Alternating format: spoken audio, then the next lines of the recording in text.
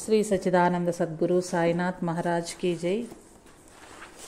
దైవంతో సహజీవనం. స్వామి నిరంజనానంద. ఏదైనా ఒక విషయం గురించి ప్రత్యక్ష సాక్షి చెప్పే కథనం ఎంతో ఆసక్తికరంగానూ విశ్వసనీయంగానూ ఉంటుంది. అలాంటి కథనం స్పష్టమైన వివరాలతో ఆ సంఘటనను వివరిస్తూ మానవుడిలోని ఊహలను ఉద్దీపింపచేసే విధంగా ఉంటుంది. గతంలో ఎప్పుడో జరిగిపోయిన భూతకాలాన్ని ఆ కథనం ఈనాడు మన కళ్ళకు కట్టినట్టు వర్తమానంలో చూపిస్తుంది. శ్రీరామకృష్ణుల ప్రధాన శిష్యుల్లో ఒకరైన అద్భుతానంద స్వామి తాను ప్రత్యక్షంగా చూసిన ఒక సంఘటనను ఇలా వర్ణించారు. ఒకరోజు శ్రీరామకృష్ణులు నిరంజనుడిని తన చేత్తో స్పృశించారు. అంతే. ఆనాటి నుంచి 3 రోజుల పాటు రాత్రైనా పగలైనా అసలు అతను నిద్రపోనే లేదు. అతడు వింతైన జ్యోతిని దర్శిస్తూ భగవంతుడి నామాన్ని ఉచ్చరిస్తూ ఉండిపోయాడు. 3 రోజుల పాటు అతడు జపం చేయటం ఆపనే లేదు. గురుదేవులను కలుసుకోవటానికి మునుపు నిరంజనుడు కొంతమంది ప్రేతాత్మవాదులతో ఉండేవాడు. ఈ ప్రేతాత్మవాదులు ప్రేతాత్మలను ఆవాహనమరించి నిరంజనుని ద్వారా వాటిని మాట్లాడించేవాళ్లు. ఇది ఎరిగి శ్రీరామకృష్ణులు ఒకసారి నిరంజనునితో ఇలా చమత్కరించారు. అబ్బాయి, ఇప్పుడు నిన్ను మరో భూతం, పవిత్రమైన భూతం ఆవహించింది. నువ్వెంతగా ప్రయత్నించినా ఆ భూతం నుంచి తప్పించుకోలేవు. భగవంతుని లీలలు చాలా విచిత్రంగా ఉంటాయి. కలకత్తాలో నివసిస్తున్న ప్రేతాత్మవాదులు కొందరు 1882వ సంవత్సరం ప్రారంభంలో శ్రీరామకృష్ణుల గురించి, ఆయన ఆధ్యాత్మిక శక్తుల గురించి వినటం జరిగింది. ఈ రకం ప్రేతాత్మవాదులు కొన్ని మానసిక శక్తుల సాధనకై పాటుపడుతూ ఉంటారు. ఈ విధంగా తాము సాధించిన శక్తుల్ని ప్రయోగించటంలో వారు ఆనందం పొందుతూ ఉంటారు. ఈ ప్రేతాత్మవాదులు శ్రీరామకృష్ణులంతటి వారి మీద తమ ప్రభావాన్ని చూపగలిగితే అదో గొప్ప విజయంగా భావించారు. ఇలా శ్రీరామకృష్ణులను పరీక్షించాలనే ఉద్దేశంతో వారు దక్షిణేశ్వరాలయ ఉద్యానవనానికి వచ్చారు. వారక్కడికి వచ్చేసరికి శ్రీరామకృష్ణులు సాయంకాలపు వ్యాహ్యాళికై దగ్గరలో ఉన్న యదుమల్లికుని ఉద్యాన గృహానికి వెళ్ళినట్టు తెలిసింది. దానితో ఆ ప్రేతాత్మవాద బృందం కూడా యదుమల్లికుని ఇంటికి వెళ్ళింది. అక్కడ ఇంటి లోపల కూర్చున్న శ్రీరామకృష్ణులను ఈ బృందం కలుసుకుంది. ఈ ప్రేతాత్మవాదులందరికీ నాయకుడు డాక్టర్ ప్యారీచంద్ మిత్ర. ఆయన తనతో పాటు నిరంజనుని, మిగిలిన సభ్యులందరినీ శ్రీరామకృష్ణులకు పరిచయం చేస్తూ తామంతా ప్రేతాత్మవాదులమని ఆయనకు తెలియజేశాడు. శ్రీరామకృష్ణులు ఎవరినైనా చూసినప్పుడు గాజు పెట్టెలోని వస్తువులను చూసినంత స్పష్టంగా ఆ వ్యక్తి అంతరాళాన్ని చూడగలిగేవారు. నిరంజనుని చూస్తూనే శ్రీరామకృష్ణులు ఇలా అన్నారు. ఈ అబ్బాయి చాలా బుద్ధిమంతుడు. అసలు కల్లాకపటం అంటే ఏమో కూడా ఎరుగడు. అది విని ప్యారీచంద్ పరమహంసతో ఇలాగన్నాడు. అయ్యా, ఈ బాలుడు నా మేనల్లుడు. ఇతడికి వశీకరణం విద్య బాగా వచ్చు. అంతేకాదు ప్రేతాత్మలను ఆవాహన చేసి మాట్లాడించటానికి మాకు చక్కని యానకంగా కూడా ఉపయోగపడుతున్నాడు. వెంటనే శ్రీరామకృష్ణుడు, చీచి, ఇలాంటి భూత ప్రేతాల వ్యవహారాలతో ఎప్పుడు సంబంధం పెట్టుకోకు అంటూ ఈసడించారు. అయినప్పటికీ ఆ ప్రేతాత్మవాదులు శ్రీరామకృష్ణుల మీద తమ శక్తులను ప్రయోగించి ఆయన్ను వశీకరిస్తామన్న తమ కోరికను వ్యక్తం చేశారు. పసిపిల్లవాడి మనస్తత్వం కలిగిన గురుదేవులు ఇదంతా ఒక వినోదపు క్రీడగా భావించి అందుకు అంగీకరించారు. అంతేకాకుండా వాళ్ల గర్వం అణిచివేయాలని కూడా ఆయన అనుకున్నారు. పరమహంస ఒక కుర్చీలో కూర్చున్నారు. నిరంజనుడు, అతడి మేనమామ ప్యారీచంద్, మరో మాంత్రికుడు, ఈ ముగ్గురు కలిసి కుర్చీలో కూర్చున్న శ్రీరామకృష్ణ ముందు చేతులు ఊపుతూ ఆయన్ను సమ్మోహితులన్నీ చేయటానికి ఉద్యమించారు. శ్రీరామకృష్ణులు మధ్య మధ్యలో చిరునవ్వు నవ్వుతూ వారు చేస్తున్న తతంగాన్నంతా చూడసాగారు. ఇలా 1 గంట సేపు కష్టపడ్డ తర్వాత ప్యారీచంద్ ఇలా అన్నాడు. మహాశయ, మీరు ఎంతో దృఢచిత్తాన్ని కలిగి ఉన్న మహాత్ములు. మిమ్మల్ని వశీకరణం చేయటానికి మేము అశక్తులము. ఆ తర్వాత శ్రీరామకృష్ణ నిరంజనుని చాటుగా చేరబిలిచి తరచూ ఇక్కడకు వస్తూ ఉండు అన్నారు. నిరంజనుని పూర్తి పేరు నిత్య నిరంజన్ ఘోష్. కాలాంతరంలో ఈయనే నిరంజనానంద స్వామిగా ప్రసిద్ధి చెందారు. కలకత్తాకు కొన్ని మైళ్ల దూరంలో 24 పరగణాల జిల్లాలోని రాజరహట్ విష్ణుపూర్ గ్రామంలో 1862వ సంవత్సరంలో బహుశా ఆగస్టు నెలలో నిరంజనుడు జన్మించాడు. ఇతడి తండ్రి అంబికా చరణ్ ఘోష్.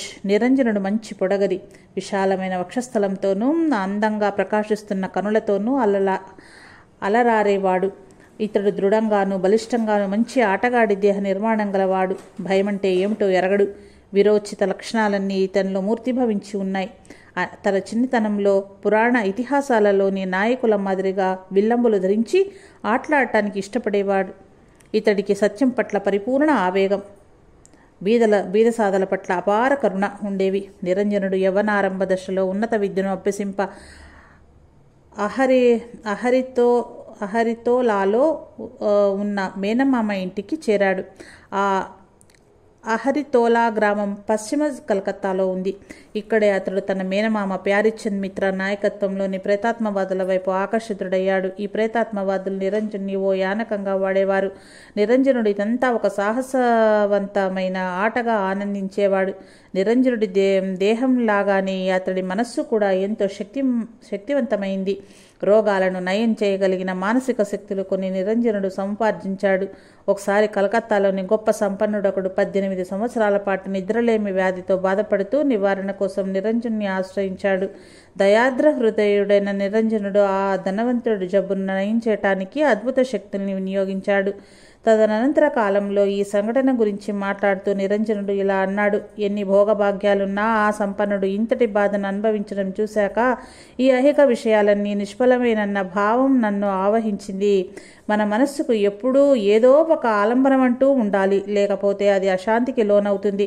లౌకిక ప్రపంచం పట్ల కలిగే నిరాసక్తత భగవంతుని పట్ల ఆసక్తికి దారితీస్తుంది. ప్రేతాత్మవాదం పట్ల నిస్పృహ చెంది నిరాసక్తుడైన నిరంజనుడు నిజమైన ఆధ్యాత్మికత కోసం అన్వేషిస్తూ దక్షిణేశ్వరం వైపు దారితీశాడు. మొదటిసారిగా శ్రీరామకృష్ణులను కలుసుకున్న తర్వాత కొద్ది కాలానికే మళ్ళీ ఆయన్ను కలుసుకోవాలని ఓ రోజు సాయంత్రం నిరంజనుడు దక్షిణేశ్వరం వెళ్ళాడు. ఆ సమయంలో శ్రీరామకృష్ణులు తన గదిలో చుట్టూ భక్తులు పర్యవేష్టించి ఉండగా కొలువుదీరి ఉన్నారు.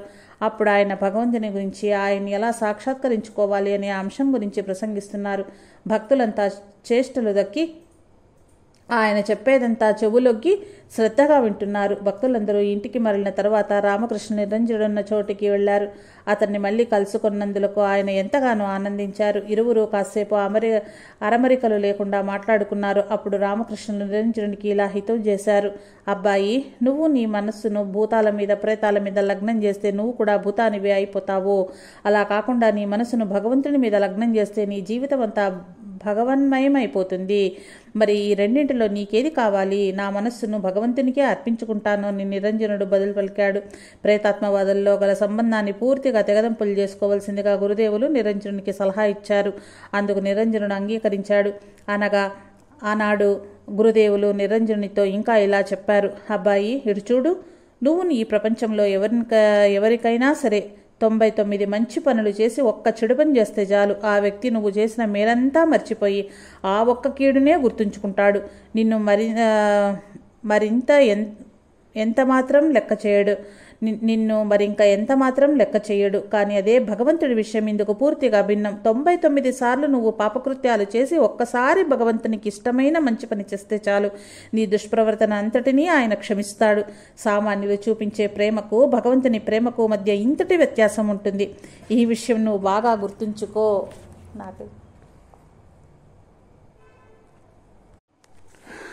ఈ సంభాషణ అంతా ముగిసేసరికి చీకట్లు ముసురుతున్నాయి. గురుదేవులు అది గమనించారు. రాత్రిపూట అక్కడకు బాగా దూరంలో ఉన్న మేనమామ ఇంటికి నిరంజనుడు నడిచి వెళ్లటానికి బదులుగా ఆ రాత్రి దక్షిణేశ్వరంలో గడిపి మరునాడు ఉదయమే కలకత్తాకు వెళ్లవలసిందిగా గురుదేవులు నిరంజనునికి సూచించారు. కానీ ఇంటి వద్ద మేనమామ తన రాక కోసం ఆదుర్దాగా ఎదురు చూస్తూ ఉంటాడని చెప్పి నిరంజనుడు రామకృష్ణుల వద్ద సెలవు తీసుకుని ఇంటికి వెళ్ళిపోయాడు. ఇంటికి వెళ్లే ముందు మరో రోజున మళ్లీ తాను తప్పకుండా దక్షిణేశ్వరం వస్తానని నిరంజనుడు గురుదేవులకు మాట ఇచ్చాడు. నిరంజనుడి పాదాలైతే కలకత్తాకు ప్రయాణమై వెళ్ళాలి, కానీ అతడి మనస్సు మాత్రము నిరంజనుని పాదాలైతే కలకత్తాకు ప్రయాణమై వెళ్ళాయి, కానీ అతడి మనస్సు మాత్రము దక్షిణేశ్వరంలోనే ఉండిపోయింది. ఇంట్లో సైతం అతడి మనస్సు నిండా శ్రీరామకృష్ణులే ఆక్రమించి కూర్చున్నారు. భూతప్రేతాలకు మారుగా ఈసారి రామకృష్ణులే తనను ఆహ్వానించారని నిరంజనుడు భావించాడు. మళ్లీ 2 రోజులు గడవకుండానే నిరంజనుడు దక్షిణేశ్వరం ప్రయాణమయ్యాడు. నిరంజనుని చూడగానే శ్రీరామకృష్ణుల సంతోషానికి పట్టపగ్గాలు లేవు. గురుదేవులు పరుగు పరుగున నిరంజనుని సమీపించారు. అతడి చేతులు పుచ్చుకొని ఇలా అన్నారు: ఓ నిరంజన్, నా ప్రియమైన బాలుడా, రోజులు గడిచిపోతున్నాయి. ఇంకెప్పుడు నువ్వు దైవాన్ని సాక్షాత్కరింపజేసుకుంటావు? భగవత్ సాక్షాత్కారం పొందని జన్మ నిష్ఫలం. నీ మనస్సును భగవంతునికి ఎప్పుడు పూర్తిగా అర్పిస్తావు? ఈ విషయంలో నీ గురించి నాకెంత ఆదృత ఉందో తెలుసా? ఇదంతా చూసి నిరంజనుడు అవాక్కైపోయాడు. ఈయన ఎంత చిత్రమైన మనిషి! నా ఆధ్యాత్మిక జీవితం గురించి ఈయనకెందుకంత ఆందోళన అనుకుని అతడు ఆశ్చర్యపోయాడు. ఈ ఐహికమైన ప్రపంచంలో నిస్వార్థమైన ప్రతిఫలాపేక్షరహితమైన ప్రేమ చాలామందికి అనుభవంలోకి రాదు. ఒకవేళ అలాంటి స్వచ్ఛమైన ప్రేమే కనుక తటస్థిస్తే దాన్ని నమ్మజాలక ఆ ప్రేమకు వెనుక ఏదైనా స్వార్థం ఉందేమోనని శంకిస్తారు. తనను గురించి గురుదేవులు పడే ఆరాటం చూసి మౌనంగా నిరంజనుడు తనలో తాను తర్జన భర్జన చేసుకున్నాడు. ఏది ఏమైనప్పటికీ శ్రీరామకృష్ణులు చెప్పిన మాటలు నిరంజనుని మనసుకెక్కాయి. ఇంతకుముందు ఇతరుల నుంచి తాను విని ఉన్న బోధనల కన్నా పరమహంస చెప్పిన మాటలే అతన్ని అధికంగా ప్రభావితం చేశాయి. అతడు ఆ రాత్రి అక్కడే గడిపాడు. మరొక 2 రోజులు కూడా అక్కడే ఉండిపోయాడు. నిరంజనుడు ఇంటికి వెళ్ళగానే అతడి గురించి ఎంతో ఆదురుదాగా ఎదురు చూస్తున్న మేనమామ మేనల్లుణ్ణి చెడమెడ తిట్టాడు.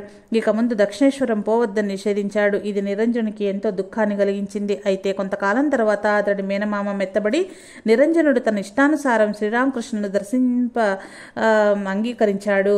నిరంజనుడు ఈశ్వరకోటికి చెందినవాడని తన ఆంతరంగికులలో ఒకడని గురుదేవులు గుర్తించారు. దైవాంశంతో జన్మించింది మొదలుగా పరిపూర్ణులై ఉండి మాయకు లోను కాని వారు ఈశ్వరకోటిలోనికి వస్తారు. శ్రీరామకృష్ణ మనోఫలకం మీద కానవచ్చిన ఒకానొక దృశ్యంలో నిరంజనుని ప్రకాశవంతమైన రూపం చేతిలో విల్లంబులు ధరించి క్రీడిస్తూ ఆయనకు కనిపించింది. ఆ తర్వాత శ్రీరామకృష్ణులు నిరంజనుడు శ్రీరామచంద్రుని అంశంగా జన్మించాడని వ్యాఖ్యానించారు. నిరంజనుడి శిక్షణ. ఒక మంచి గొర్రెల కాపరి తన గొర్రెలను చూడగానే గుర్తించినట్లు భవిష్యత్తులో తన సందేశాన్ని వ్యాప్తి చేయనున్న తన ఆంతరంగిక శిష్యులను చూడగానే రామకృష్ణులు వారిని గుర్తుపట్టేసేవారు. అలాంటి శిష్యుడు ఎవరైనా తటస్థపడితే వెంటనే ఆయన ఎంతో ప్రేమతో నువ్వు ఈ ప్రదేశానికి చెందినవాడివి అనేవారు. తన అనుంగు బిడ్డలను ఒక తండ్రి ఏ విధంగా ప్రేమిస్తాడో అలాగే శ్రీరామకృష్ణుడు తన శిష్యులలో ప్రతి ఒక్కరినీ గాఢంగా ప్రేమించేవారు. ఈ విషయం గురించి శారదానంద స్వామి ఇలా వ్రాశారు. అలాంటి భక్తుడు ఎప్పుడైనా తారసపడితే శ్రీరామకృష్ణుడు అతన్ని ప్రక్కకు పిలిచి ధ్యానం చేయమనేవారు. ఆ తర్వాత భగవదావేశంలో ఆ శిష్యుణ్ణి ఛాతిని గాని నాలుకను గాని లేదా అతడి శరీరంలో ఏదో ఒక భాగాన్ని సృజించేవారు. అత్యంత శక్తివంతమైన ఆ స్పర్శ చేత ఆ భక్తుని మనస్సు అంతర్ముఖమయ్యేది. విషయ వాంఛలు పురిగొల్పే సమస్త వస్తు సముదాయం మనస్సులో నుంచి అదృశ్యమయ్యేది. అతడి గత జన్మల సంస్కారాలు ఉద్దీపించి ఆధ్యాత్మిక సాక్షాత్కారాన్ని చేసేవి. ఆయన ఈ విధంగా తన స్పర్శ చేత అనుగ్రహించటమే కాక కొంతమందికి మంత్రదీక్షను కూడా ఇచ్చేవారు. గురుదేవులు నిరంజనునికి ఒక మంత్రాన్ని ఉపదేశించారు. కాలాంతరంలో ఈ సంఘటనను నిరంజనుడే స్వయంగా ఈ విధంగా వర్ణించాడు. అప్పుడు నేను ఒక కార్యాలయంలో ఉద్యోగం చేస్తూ ఉండేవాణ్ణి. ఒకసారి శ్రీరామకృష్ణుని చూడటానికి దక్షిణేశ్వరం వెళ్ళాను. ఆయన నా నాలుక మీద ఒక మంత్రాన్ని వ్రాసి ఆ మంత్రాన్ని పునశ్చరణ చేయమన్నారు. ఆహో, అది ఎంతటి గొప్ప అనుభవమో కదా. ఇంటికి తిరిగి వచ్చాక కళ్ళు మూసుకున్నాక కూడా నా గదిలో లెక్కలేనన్ని మిణుగురు పురుగులను చూసేవాణ్ణి. ఆయన ఉపదేశించిన మంత్రం నా తలలోనూ శరీరంలోని ప్రతి అవయవంలోనూ ప్రకంపించసాగింది. నిద్రపోదామనుకున్నా సరే ఆ మంత్రజపము ఆపడం మాత్రం నా తరం కాలేదు. నాకు గతంలో ఇలాంటి అనుభవం ఎప్పుడూ ఎదురవ్వలేదు. దానితో నాకు పిచ్చేమైనా పడుతుందేమోనని భయం వేసింది. 3 రోజుల తర్వాత నేను దక్షిణేశ్వరం మళ్ళీ వెళ్ళాను. అప్పుడు శ్రీరామకృష్ణులు, అయ్యా, మీరు నన్ను ఏం చేశారు అని అడిగాను. నా కథంతా విని శ్రీరామకృష్ణులు మందహాసం చేస్తూ ఆ మంత్ర ప్రభావాన్ని ఉపసంహరించారు. దీనిని అజప జపం, ప్రయత్నమే లేకుండా నిరంతరాయంగా మంత్రజపం సాగిపోవడము అని అంటారు అని చెప్పారు. శ్రీరామకృష్ణ తన శిష్యులను తీర్చిదిద్దే విధానం ఆయా శిష్యుల వ్యక్తిగత స్వభావాలకు తగినట్లుగా ఉండేది. ఉదాహరణకు పడవలోనున్న తోటి ప్రయాణికులు గురుదేవులను నిందిస్తూ మాట్లాడినప్పుడు మృదు స్వభావి అయిన యోగానందుడు అది వింటూ కూడా ప్రతిఘటించకుండా విన్నకుండిపోయాడు. ఇది తెలిసి శ్రీరామకృష్ణులు అతన్ని తీవ్రంగా మందలించారు. అయితే ఇలాంటి సంఘటనే తీవ్ర స్వభావి అయిన నిరంజనునికి ఎదురైనప్పుడు శ్రీరామకృష్ణులు అతనికి ఇచ్చిన ఆదేశం మరొక రకంగా ఉంది. ఆ వివరాలు గమనిద్దాం. నిరంజనుడు సహజంగా మంచివాడే, కానీ కోపం వచ్చిందంటే మాత్రం అతడు అపర రుద్రుడే అయిపోతాడు.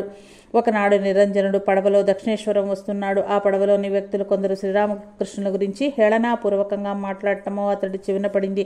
శ్రీరామకృష్ణుడు నిజమైన సన్యాసి కాదు, మోసగాడు అని, తాను మాత్రం మంచి తిండి తింటూ సకల సౌఖ్యాలు అనుభవిస్తూ ఉంటాడని, అమాయకులైన బడి పిల్లలు ఆయన మాయలో పడిపోయి శిష్యులుగా మారుతున్నారు. ఈ విధంగా శ్రీరామకృష్ణుని నిందిస్తూ వారు మాట్లాడసాగారు. వారి మాటలకు నిరంజనుడు తీవ్రంగా ప్రతిఘటించాడు. అయితే వారతన్ని లెక్క చేయలేదు. దానితో నిరంజనుడు ఆగ్రహోద్గ్రుడైపోయాడు. ఈ విధంగా చిందులు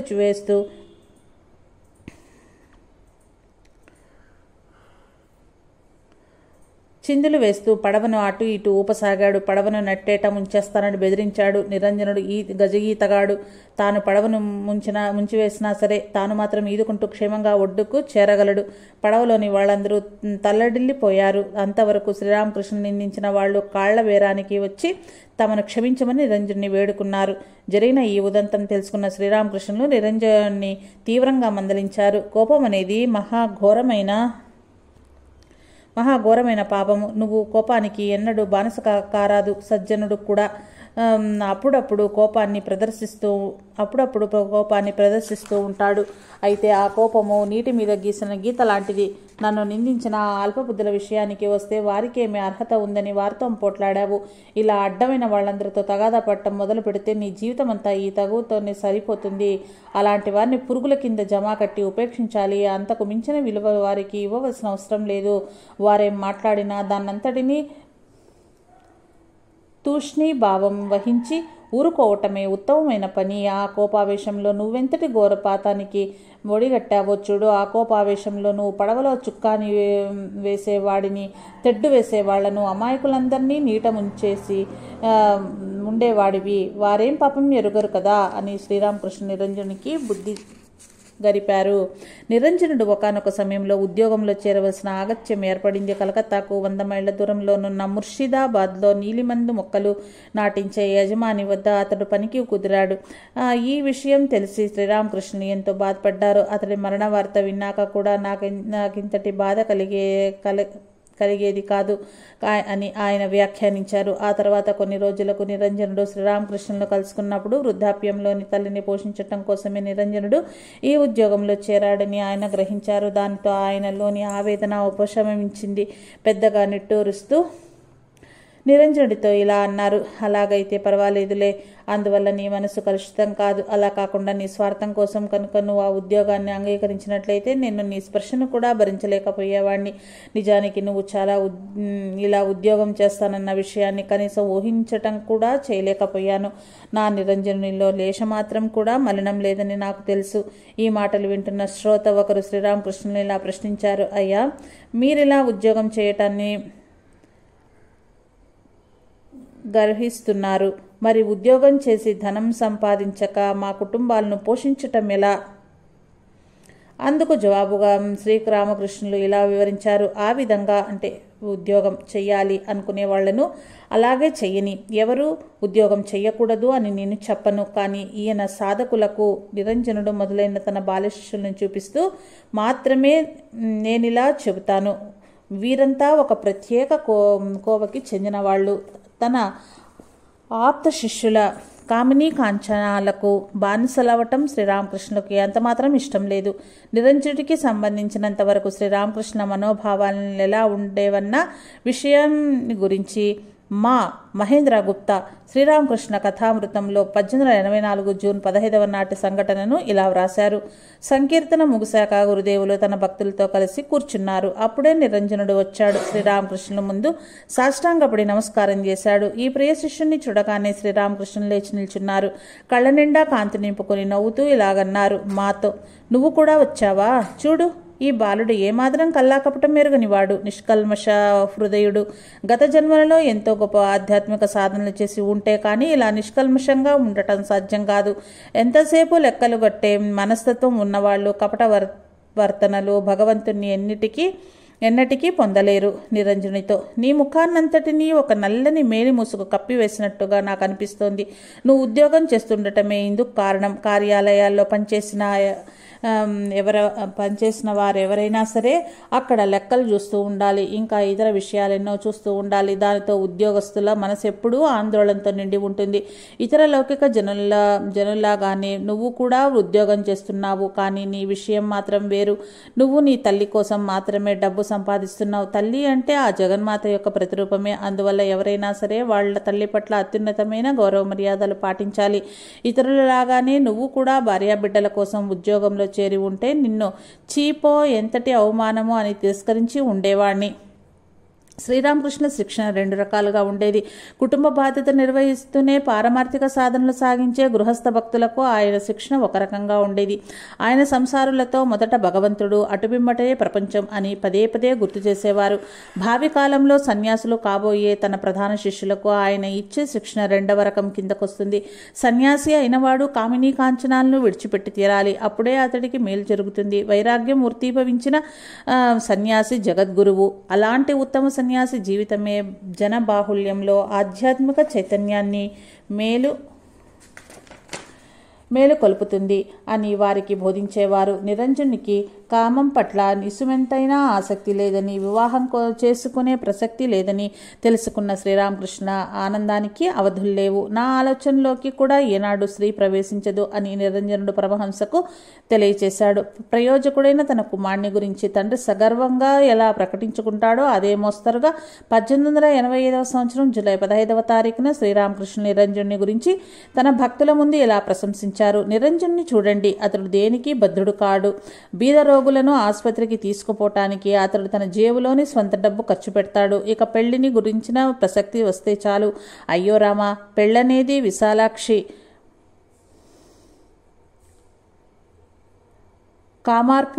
కామార్పుకూర్కు దగ్గరలో ఉన్న ఒక ఏరు, దానిలోని సుడిగుండం లాంటిది అని అంటాడు. అతడొక దివ్య జ్యోతి మీద కూర్చున్నట్టుగా నా మనోనేత్రం ముందు ఒక దృశ్యం గోచరిస్తూ ఉంటుంది. అదే రోజున శ్రీరామకృష్ణులు దక్షిణేశ్వరంలో తన గదిలో కూర్చుని దేవీ దేవతలను నామ సంకీర్తన చేస్తున్నారు. అప్పుడు జరిగిన సంఘటనను మా శ్రీరామకృష్ణ కథామృతంలో ఇలా వ్రాశారు. అప్పుడు ఆయన దైవనామాలలో ఒక్కటైన అలఖ్ నిరంజన్ నామాన్ని మాటిమాటికి ఉచ్చరించారు. నిరంజన అంటూ వెక్కి వెక్కి ఏడ్చారు. ఆయనతో పాటు భక్తులు కూడా ఏడవసాగారు. నీళ్లు నిండిన కళ్ళతో శ్రీ గురుదేవులు ఇలా అన్నారు. ఓ నిరంజన్, నాయనా రా, ఇది తిను, ఇది తీసుకో. నీకు తినిపించటం ద్వారా నేను నా జీవితాన్ని ఎప్పుడూ ధన్యం చేసుకోగలను. నా కోసమే నువ్వు ఈ మానవ రూపాన్ని దాల్చావు. శ్రీరామకృష్ణులు ఎంతో ఆర్తితో పిలిచిన ఈ పిలుపు బహుశా నిరంజనుని చేరి ఉంటుంది. నిరంజనుడు తను చేస్తున్న ఉద్యోగానికి రాజీనామా చేసి శ్రీరామకృష్ణుని చూడటానికి దక్షిణేశ్వరం వచ్చాడు. అప్పుడు ఆయన ఒకానొక పారవశస్థితిలో నిరంజనునితో ఇలాగన్నారు. నువ్వు పలానా ప్రదేశంలో ఉన్న నీలిమందు ఇంట్లో ఉండేవాడివి. పలానా రోజు నువ్వు నీ సహాయకుని గుర్రాన్ని ఎక్కి స్వారీ చేశావు. పలానా చోట నువ్వు చేతిలో విల్లంబులు ధరించి నిలబడ్డావు. నిరంజనుడికి ఆయన సర్వజ్ఞులన్న విషయం అవగతమైంది. అశ్రుపూరిత నయనాలతో నిరంజనుడు, అయ్యా, నేను ఇన్నాళ్ళు మిమ్మల్ని గుర్తించలేకపోయాను అంటూ శ్రీరామకృష్ణుని శరణు వచ్చాడు. ఆనాటి నుంచి నిరంజనుడు తరచూ శ్రీరామకృష్ణుని దర్శించడానికి దక్షిణేశ్వరం రాసాగాడు. మానవ జీవితానికి సంబంధించిన సమస్యలను గురించిన శ్రీరామకృష్ణులు యువ శిష్యులు అప్పుడప్పుడు తమలో తాము చర్చించుకుంటూ ఉండేవాళ్లు. ఒకసారి దక్షిణేశ్వరంలో నిరంజనుడు ఇతర శిష్యుల మధ్య జీవుడు స్వతంత్రుడా లేక విధికి వశమైనవాడా అనే విషయం చర్చకొచ్చింది. దీర్ఘంగా చర్చించుకున్న తర్వాత ఇది మిథ్యమని స్పష్టంగా నిర్ణయించుకోలేక ఈ విషయం వివరించవలసిందిగా శ్రీ గురుదేవుల వద్దకెళ్లారు. వారి అమాయకపు ఆలోచనలు విని శ్రీరామకృష్ణులు మొదట్లో నవ్వుకున్నారు. కానీ ఆ తర్వాత ఆ విషయాన్ని తీవ్రంగా పరిగణిస్తూ ఇలా వ్యాఖ్యానించారు. అసలు స్వతంత్రమైన సంకల్పం అంటూ ఎవరికైనా ఉంటుందా? ఇంతవరకు జరిగినదంతా దైవ సంకల్పాన్నే అనుసరించే జరిగింది. ఇక ముందు కూడా అంతే. చిట్ట చివరకు గాని మానవుడికి ఈ విషయం అవగతం కాదు. మానవుడి స్వేచ్ఛ ఏ పాటితో ఒక ఉదాహరణ చెప్తాను వినండి. అది ఒక రాటకు పొడవైన త్రాటితో ఆవును కట్టడం లాంటిది.